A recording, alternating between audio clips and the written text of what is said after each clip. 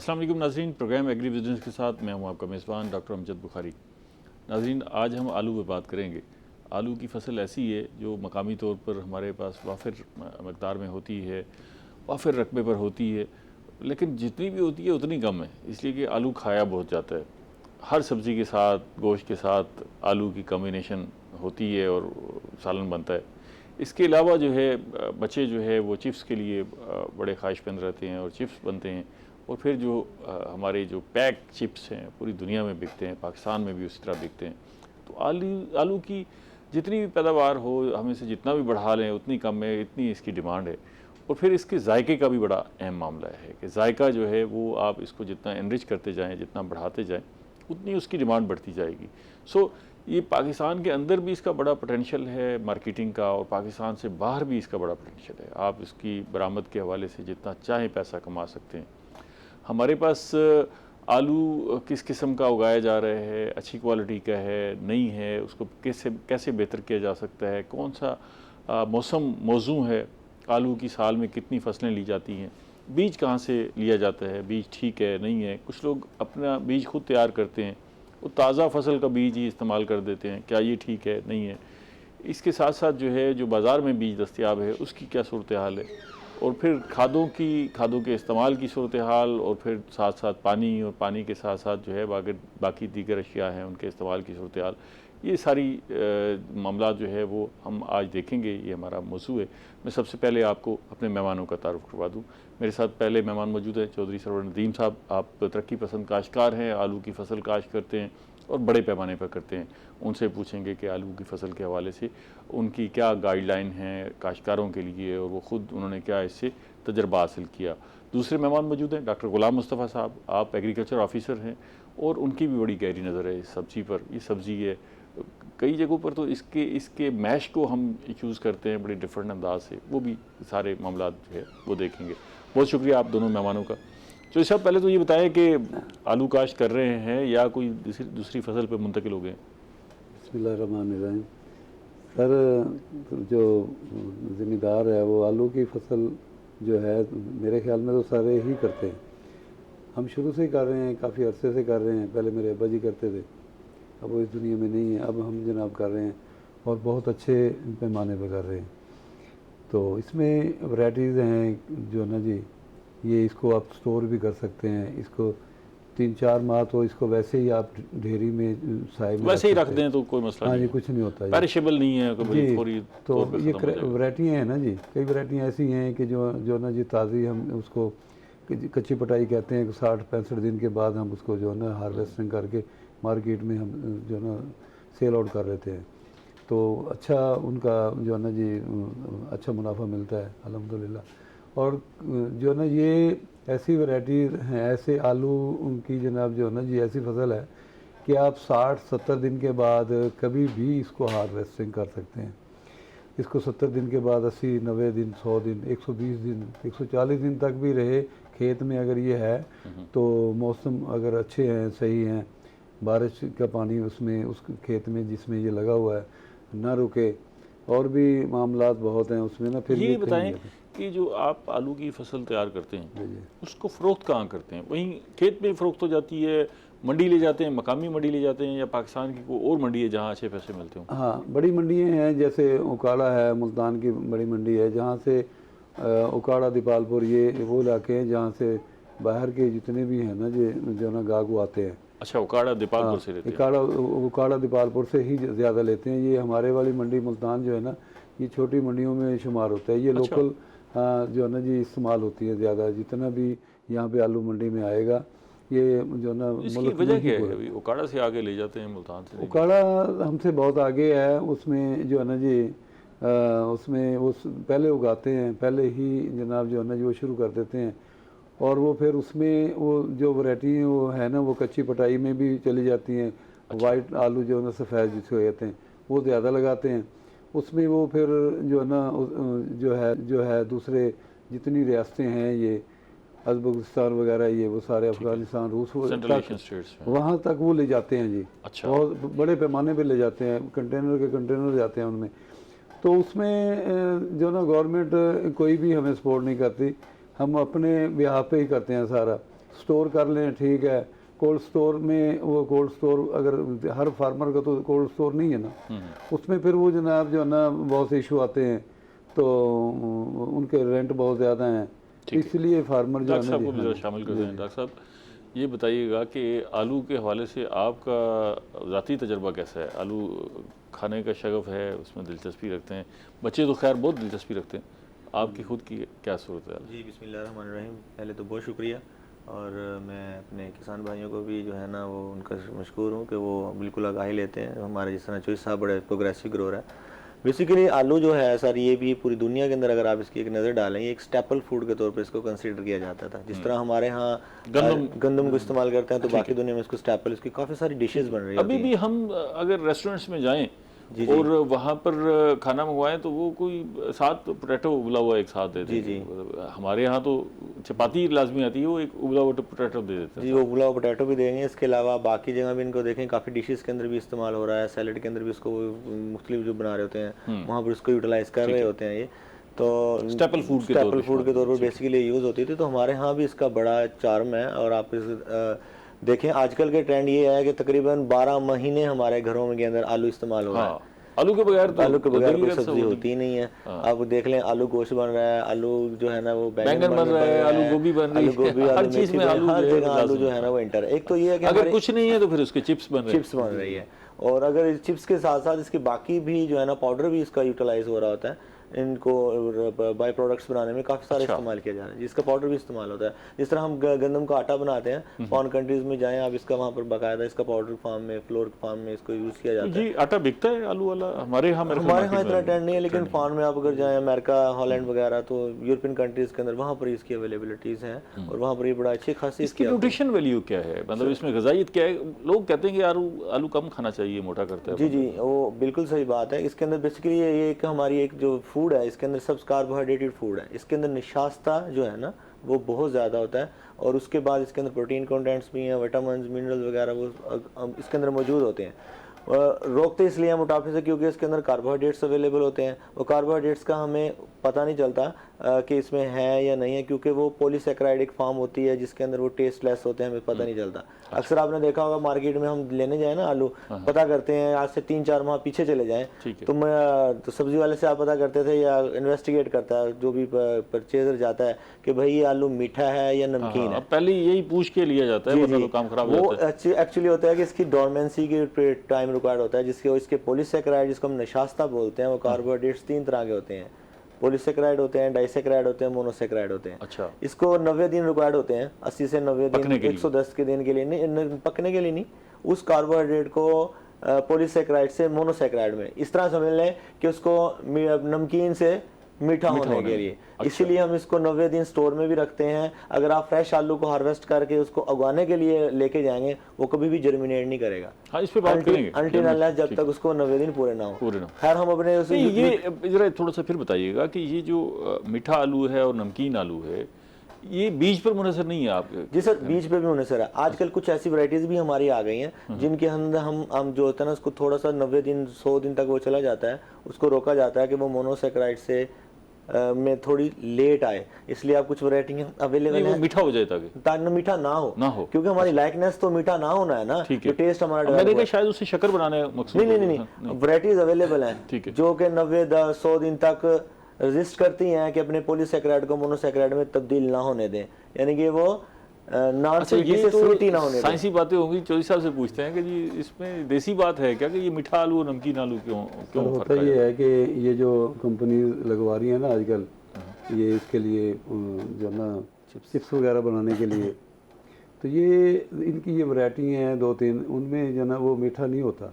Cold store में उसमें ठंडे में रखेंगे, गर्म में रखेंगे, वो जो नमकीन ही रहता है।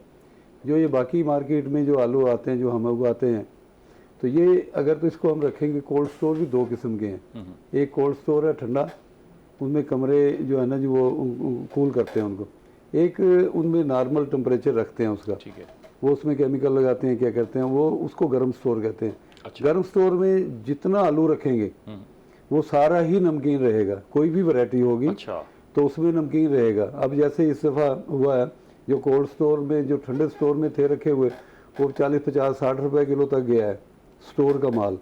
बाकी जो था गर्म स्टोर में वो जनाब 100 रुपये तक बिका है मार्केट में, ठीक है, ठीक है। कोल्ड स्टोर तो का। आपके ख्याल में स्टोरेज से भी उसको फर्क पड़ जाता है? हाँ, कि बहुत ये ज़्यादा मीठा फर्क और पड़ता है नमकीन हो जाता उसमें जो है ना जी। और बीज से भी फर्क पड़ता है कि या बीज बीज की भी क्वालिटीज मीठा हैं, नहीं, बीज मीठे की- और नमकीन का फर्क पड़ता है भी? हाँ जी, उसमें भी है। और कई क्वालिटीज ऐसी हैं जो कई अपना सीड ऐसे हैं जो आलू आप अगर उसमें गर्म स्टोर में रख देंगे तो ख़राब हो जाता है, वो ठंडे स्टोर में ही होगा। सीड जितना भी रखना है, सीड ठंडे स्टोर में रखना है, ठीक है, वो गर्म में नहीं रखा जा सकता। ठीक है, तो अगर गर्म में रखेंगे तो वो ख़राब हो जाएगा। ठंडे में इसको रखेंगे, जब इसकी म्याद आ जाएगी फिर ये अगर आप इसको नहीं भी निकालेंगे ना, वहीं स्टोर में ही उगना शुरू हो जाएगा। अच्छा, ठीक है। हाँ, तो ये सितंबर अक्टूबर में इसको हर हाल में जो है ना जी जो शिफ्ट कर देना चाहिए। ठीक है, ये बताइएगा डॉक्टर साहब कि हमारे पास जो वैरायटीज़ हम आलू की काश्त कर रहे हैं वो हम इंटरनेशनल स्टैंडर्ड को मीट कर रहे हैं? क्योंकि मैंने सुना है कि हमारे यहाँ जो बड़े रेस्टोरेंट्स हैं, बड़े इदारे हैं, वो अपना आलू बाहर से मंगवाते हैं। इसका मतलब ये है कि हमारे पास सब स्टैंडर्ड आलू है जो वो नहीं मंगवाते?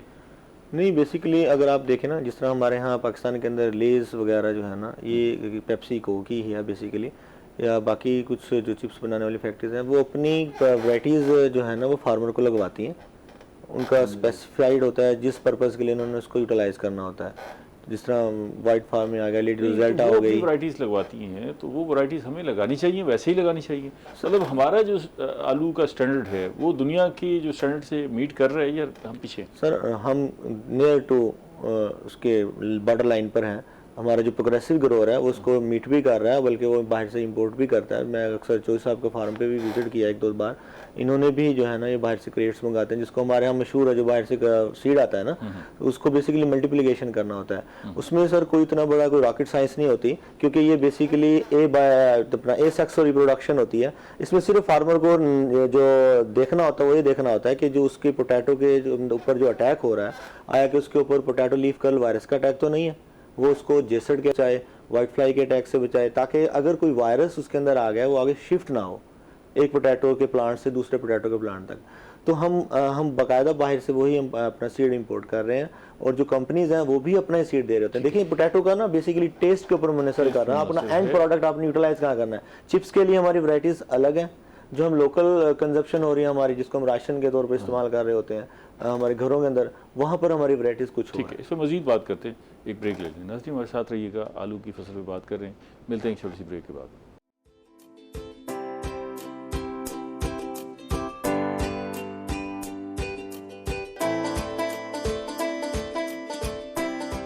वेलकम बैक नाजरीन, हम बात कर रहे हैं आलू की फसल पे। माहिरीन हमारे साथ मौजूद हैं। चौधरी साहब, ये जो अभी मैंने डॉक्टर साहब से सवाल पूछा था कि जो हमारा आलू है वो बैनुल-अक़वामी मेयार जो है, दुनिया का, बाकी दुनिया का मेयार है, उसके मुताबिक है? अगर है तो फिर हमें तो आलू बहुत सारा एक्सपोर्ट करना चाहिए, हम कर रहे हैं? सर अल्हम्दुलिल्लाह हमारा जो आलू है ये कई किस्म की कई वैरायटी हैं। इसमें काफ़ी वैरायटी ऐसी हैं जो दूसरे जितने भी मुल्क हैं वो जो ना हमसे ले रहे हैं। तो अच्छे मुल्क हैं वो ले रहे हैं, जो सिर्फ सीड तैयार कर सकते हैं। राशन के तौर पे जो आलू इस्तेमाल होता है वो वहाँ तैयार नहीं होता। अच्छा, वो सीड हमें देते हैं, हम आलू तैयार करके हाँ जी। देते हैं। वो 35 से तकरीबन जो है ना सेंटी का होता है, 35 से 70 तक आलू छोटे से आएगा। जब यहाँ पे आता है क्रेट के उसमें शक्ल में, फिर हम उसको काट के एक आंख दो आंख करके फिर हम उसको जनाब जो है ना वो उसका ज़ख्म खुश्क करके 2-3 दिन के बाद फिर हम उसको जनाब जो है ना लगा देते हैं खेतों में। फिर जनाब जो है ना जी हम 5-6 साल उसको आगे सीड को हम चलाते हैं, उसमें सीड निकालते रहते हैं। फिर वो ऐसा प्रोडक्शन कम कर जाता है, फिर हम उसमें जनाब जो उसको नया ले लेते हैं। हमारा जो आलू है अल्हम्दुलिल्लाह ये बहुत अच्छा है, क्योंकि हमारे मुल्क में जो टेम्परेचर है वो सारे मुल्कों से, यहाँ पे ठंडा भी है, सर्द भी है, हर तरह का टेम्परेचर है।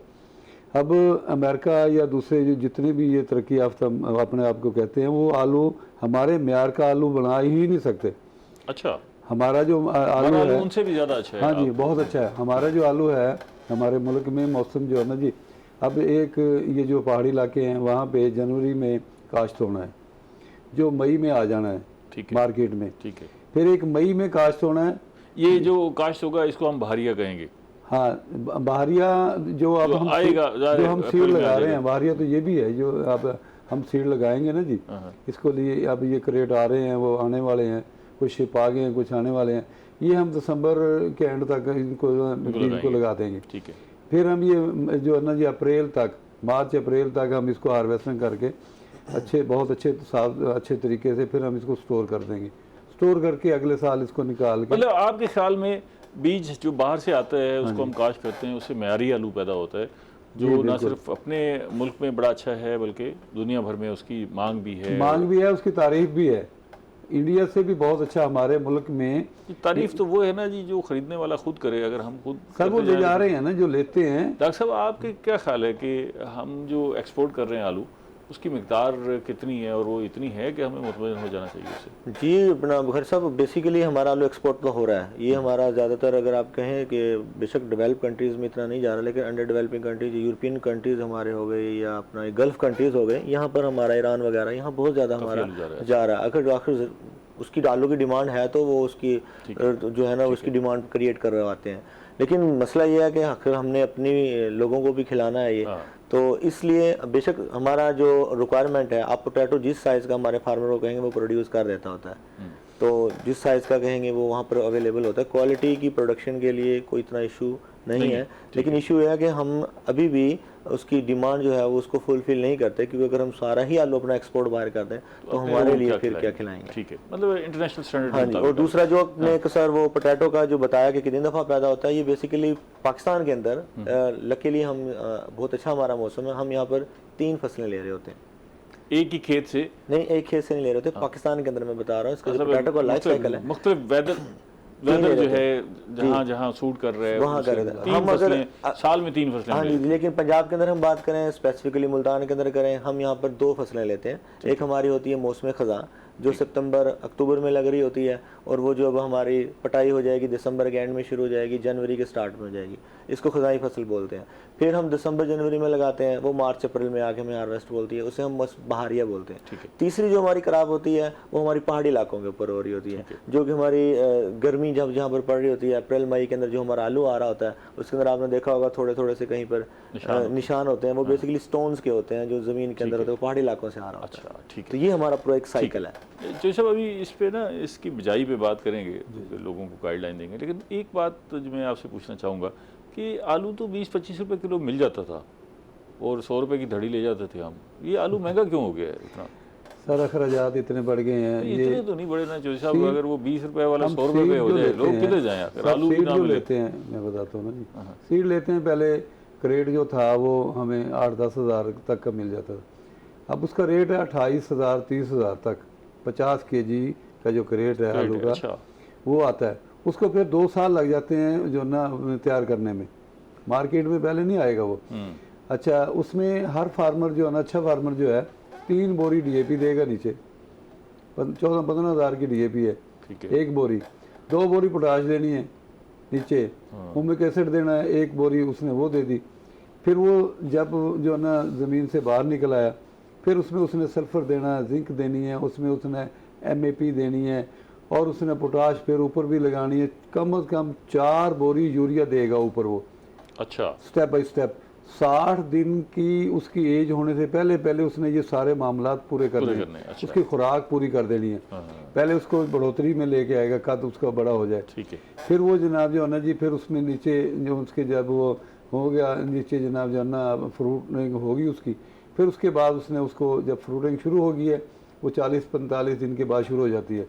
जैसे हमारे पास एक वैरायटी है अल्हम्दुलिल्लाह, वो 45-46 दिन हुए हैं, और तो वो देखने में ऐसे जैसे 70-80 दिन की है। अच्छा, तो उसमें हमने उसको खुराक इतनी दी है, उसको तैयार इतने किया है, हमने 3 माह पहले उस रकबे को खाली रखा है, तो उसमें अखराजात बहुत ज़्यादा आ जाते हैं। कम अज़ कम 1 एकड़ आलू तैयार करने पे अगर ज़मीन उसकी ज़ाती है और मामलात ज़ाती हैं सारे, बिजली है, ट्यूबवेल है, ये है वो, कम अज़ कम 1 लाख रुपए पर एकड़ उसका खर्चा है।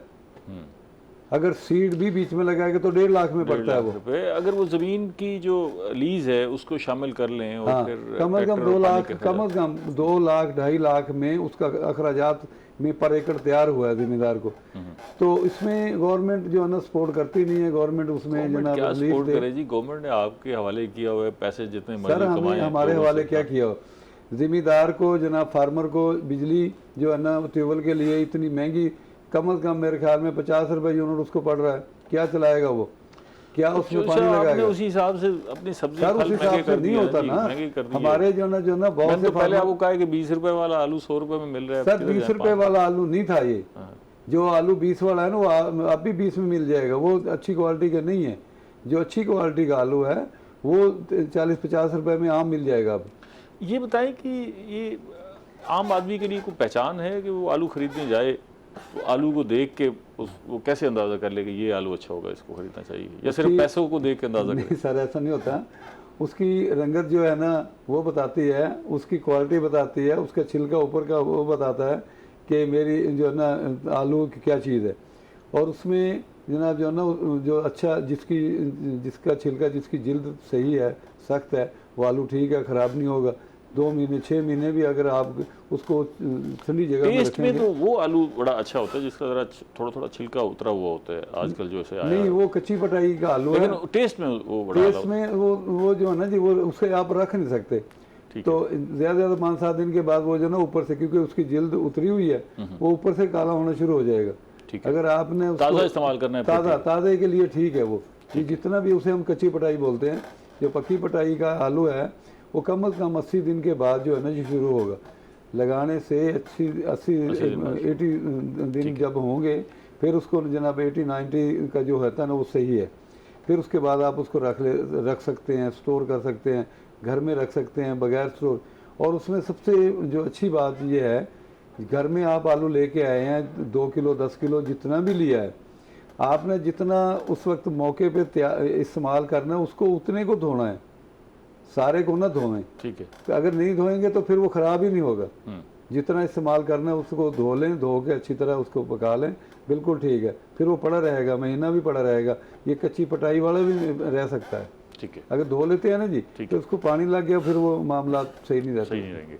अच्छा डॉक्टर साहब, अब ज़रा थोड़ा सा इसकी काश्त की तरफ आते हैं ताकि लोगों को रहनुमाई भी मिले। काश्त अगर करना है आलू तो उसके लिए मौजूद ज़मीन कौन सी है? लोग काश्त कर रहे हैं, वो खुद भी अपने तजर्बे से सीखते हैं, लेकिन एक नया फार्मर जो है आलू की फसल लगाना चाहता है, पैसे अच्छे मिल रहे हैं, तो उसके लिए मौजूद ज़मीन क्या है और कौन सा एरिया है जो उसके लिए मौजूद? हाँ जी, इसके लिए फार्मर को चाहिए कि ज़मीन जो हो ना उसके अंदर एक तो वो ऐसी ज़मीन हो कि पानी को ज़्यादा मतलब खड़ा ना करके रखे, हार्ड पैन उसके अंदर ना हो, ठीक है। और वो बहुत ज़्यादा रेतली भी ना हो। तो इसके लिए बेसिकली मेरा ज़मीन जो होती है ना, ठीक है, वो बड़ी ज़बरदस्त हो, फर्टाइल हो, पोरस हो, उसके अंदर जो है अपना सैलिनिटी का जिसको हम बोल देते हैं कि शोर वगैरह का या कलराठा, दोनों सफ़ेद शोर और काला शोर, ये उसके अंदर बिल्कुल उससे वो पाक साफ हो। और थर्डली इसके अंदर जिस तरह के अभी हमारी डिस्कशन जा रही है कि इसके अंदर फर्टिलाइज़र की रिक्वायरमेंट, सीड की रिक्वायरमेंट ये बहुत ज़्यादा होती है। तो फार्मर को अपनी जेब के ऊपर भी देखना चाहिए कि मैं क्या इतने इनपुट्स इसके अंदर ऐड कर पाऊंगा, पैसे हैं कि मैं सारा खर्चा कर सकूं। हाँ जी। और दूसरा सबसे अहम तरीन बात, सिलेक्शन ऑफ ट्यूबर या बीज का चुनाव। बीज आपका अच्छा है तो आपको पैदावार भी देगा, आपको जो है वो कामयाब भी करेगा, प्रॉफिट भी देगा। सर कैसे बीज का चुनाव कैसे करे काश्तकार? सर बीज का जो खुद जिसने लगाया हुआ है उसे तो पता है अपने बीज का। अच्छा, वो जो ताज़ा फसल उठाई हुई है उसका बीज तो इस्तेमाल नहीं किया जा सकता? नहीं, उसका बीज रखेंगे ना, उसको उस वक्त रख देंगे। फौरी तो इस्तेमाल करेंगे तो फौरी होता है 3 महीने के 2-3 महीने के बाद वही जो ना उसका सीड इस्तेमाल हो सकता है पहाड़ी इलाकों में। ये जहाँ पे अब जो ना अपना जुलाई में अगस्त में जो आलू काश्त होगा, ठीक है, वो यहाँ ये जो हमारा आलू जो ना जनवरी फरवरी मार्च में जो ना हार्वेस्टिंग हुई है, यही आलू वो ले जाते हैं सीड, इसी को इस्तेमाल करते हैं। ठीक है, पहाड़ी इलाकों में। हाँ, पहाड़ी इलाकों में। आप खुद बीज कहाँ से लेते हैं? सर हम पहले तो क्रेट लेते हैं, क्रेट जो ना बाहर से जो ना उसमें मंगवाए हुए होते हैं वो हमने, कुछ बहुत सी कंपनीज हैं जो शिप मंगवाती हैं, वो फिर यहाँ पे फार्मर अपने पोजीशन के मुताबिक ले लेता है। तकरीबन 15 क्रेट जो है ना जी 50 kg का एक क्रेट होता है, 15 क्रेट पर एकड़ में जो ना बहुत है, उसको वो काट के लगाए। 15 क्रेट एक एकड़ के लिए आजकल 25-26 हज़ार का एक क्रेट है। 15 क्रेट उसको कम से कम चाहिए 1 एकड़ जो ना अपना फसल लगा के सीड बनाने के लिए। बीज पे बड़ा खर्चा हो जाता है। सर बीज पे तकरीबन जो है ना जी 4 लाख में अगर आप क्रेट लगाते हैं तो ये तकरीबन 4 लाख 3 से 4 लाख में तैयार होगा 1 एकड़। उसमें बड़ा खर्चा है बीज का। उसमें सर जो है ना तकरीबन ये फिर ये 50 ये जो है ना जी अपना ये होगा 15 क्रेट से जो है ना 50 केजी का क्रेट है। आप जो हिसाब लगाए, मैं ब्रेक ले लूँ, फिर हमें मजमूई बता दीजिएगा। नाज़रीन हमारे साथ रहिएगा, मिलते हैं एक छोटी सी ब्रेक के बाद।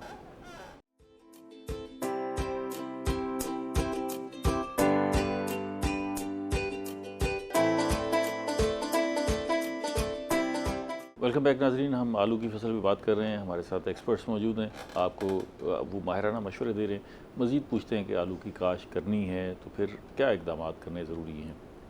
चौधरी साहब, बीज के हवाले से हम बात कर रहे थे कि बीज का चुनाव कैसे करना है काश्तकार के लिए, कैसे दोनों तरफ, कभी वो उसमें ग़िज़ाइयत भी अच्छी हो, टेस्ट भी अच्छा हो, ताकि पैसे अच्छे मिलेंगे तो फिर उसके खर्चे पूरे होंगे। मार्केट में जो है ना क्वालिटी वाइज वैरायटीज़ जो है ना जी वो मशहूर हैं, वो उनको फार्मर को जो पहले का फार्मर है उसको पता है। नया फार्मर जो है ना वो मार्केट से ही जो है ना जो रहनुमाई लेता है, एक फार्मर से पूछता है दूसरे से। अच्छा, जब वो बीज लेने के लिए सीड आलू जो है ना लेने इंतखाब करता है, जब लेने के लिए जाता है उसके लिए 1-2 बातें जो है ना जी वो ज़हनशीन कर ले। आलू को जो है ना जी एक तो उसको जो है ना वो डैमेज ना हो कहीं से, ठीक है, उसमें डार्ट्स ना हो, और उसकी आँखें जो है ना जी वो ज़्यादा उसमें होनी चाहिए, और आँख उसकी खुली हुई हो। जैसे जैसे म्याज उसकी ज़्यादा बढ़ती रहती है ना जी आलू की, उससे आलू का जैसे अब हमने क्रेट लगाए हैं 1 साल 2 साल 3 4 5, जो चौथे 5वें साल का आलू होगा उसकी जो आँख है आलू की, जब फार्मर उठा के देखेगा वो आँख उसकी जो ना पूरी नहीं खुल रही है, बंद हो रही है ऐसा। ठीक है, तो वो इसका मकसद ये है कि उसकी एज ज़्यादा होगी है, वो प्रोडक्शन कम देगा, वो जो ना आगे बच्चे कम देगा। ठीक है। और दूसरा ये है कि आलू को वो काट ले, आलू को काट के अगर आलू है ना जी पहले दूसरे साल का तैयार हुआ सीड, वो उसमें सेंटर में जो है ना जी दायरा नहीं होगा, बिल्कुल सही होगा वो आलू। जो उसकी एज बढ़ती रहेगी, आलू का सीड हम निकालते रहते हैं ना जी उसमें से, अगर वो 4-5 साल का हो फिर उसमें जो ना सेंटर से एक दायरा बनना शुरू हो जाता है, ठीक है, जो वो बता रहा है कि ये इसकी जो ना क्वालिटी लो होती जा रही है, एज इसकी ज़्यादा होगी, झुर्रियाँ आ गई हैं ऐसे समझ। फिर वो बच्चे कम देता है। ठीक है, जैसे 18 को ज़रा शामिल करें। हाँ डॉक्टर साहब, ये तो हो गया बीज के हवाले से काफ़ी सारी रहनुमाई मिल गई। ज़मीन की तैयारी के हवाले से क्या करना है? ज़मीन हमने मेरा ज़मीन कोशिश करनी है, फर्टाइल ज़मीन है, उसको तैयार क्या करना है, बेड किस तरह तैयार करना है, और फिर उसमें बीज। जी, सबसे पहले तो ज़मीन की तैयारी के लिए कि प्रॉपर वो पल्वराइज होनी चाहिए, हल चल उसके अंदर सही लगे हों, उसके अंदर जो है वो एक तो सबसे अहम चीज़ जो आलू के लिए है वो ये है कि उसको बैलेंस होना चाहिए। हमारी जो सॉइल है वहाँ पर फार्मर आजकल लेज़र लेवल लाजमी करें। उसके बाद इसके अंदर देखते हुए कि पिछली क्रॉप कौन सी लगाई थी उसको प्रॉपर रूटावेट होना चाहिए, क्योंकि आलू के लिए ज़मीन का गहरा होना भी, पोरस होना भी बेहद ज़रूरी है। जितना गहरा होगा, जितनी पोरस होगी, उसके जो ट्यूबर्स बनेंगे, रूट की पेनिट्रेशन होगी वो मैक्सिमम होगी, क्योंकि बेसिकली आलू जो होता है वो तने के ऊपर लग रहा होता है। बेशक आल्दो ये हम इसको समझते हैं कि ये ज़मीन के अंदर से नहीं करा, इसकी कोई जड़ है, ये बेसिकली उसको हम ट्यूबर बोलते हैं टेक्निकली। और ये तने के ऊपर लग रहा है, जितनी उसके ऊपर मिट्टी चढ़ी होगी, जितना आलू उसके अंदर कवर्ड होगा, उतने उसके अंदर जो ट्यूबर्स उसके स्टूब बनेंगे, और जितने ट्यूबर्स बनेंगे, और हाँ, इस ट्यूबर्स के बनने के लिए टेम्परेचर का होना भी बड़ा ज़रूरी है। 18 से 20 डिग्री सेंटीग्रेड जो टेम्परेचर है वो फेवरेबल होता है इन ट्यूबर्स बनने के लिए। अब वो जितने ट्यूबर्स उस दौरान बन जाएंगे उतना जो है वो उसके लिए फ़ायदा होगा।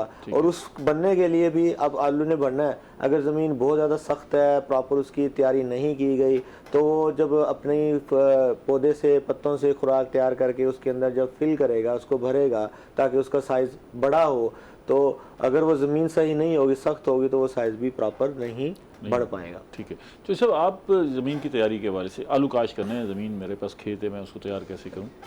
उससे सबसे पहले तो हमने ये देखना है कि आलू जिसमें हमने काश करना उससे पहले कौन सी फसल थी। अच्छा, आपको चाहिए कि ना उसमें मकई की फसल भी ना हो, उसमें जो उसकी जड़ जो होती है उसके अंदर ही होती है, वो फिर उसको जो ना डैमेज करती है। उसमें जो मकई की जो फसल है उसने उसमें से ताकत सारी तकरीबन खींची हुई है। अच्छा। आलू के लिए आपको जो है ना उसमें ज़्यादा जोर लगाना पड़ेगा। दूसरा ये है कि ये जो घास वाली ज्वार जो है ना ये हम लगाते हैं। बाद दोस्त ये होते हैं कि जी हाँ जी ये खाली होगी अब इसमें लगा दें। अगर आपके पास खाली ज़मीन जो 2-3 माह से पड़ी है वो है ठीक है, नहीं तो सबसे बेहतर जो ज़मीन है वो जनाब जो है ना चावल की फसल वाली जो है ना मुंजी वाली ज़मीन जो है उसको आप तैयार करें। उसको जनाब उसको जो है ना पहले 1-2 रोटावेट करके फिर उसको जनाब आप ज़मीन जो है ना वो मेरा ज़मीन थी अच्छी है वो खुल जाएगी। उसके बाद उसको सुखाएंगे बिल्कुल जनाब जो है ना उसमें नमी ना हो।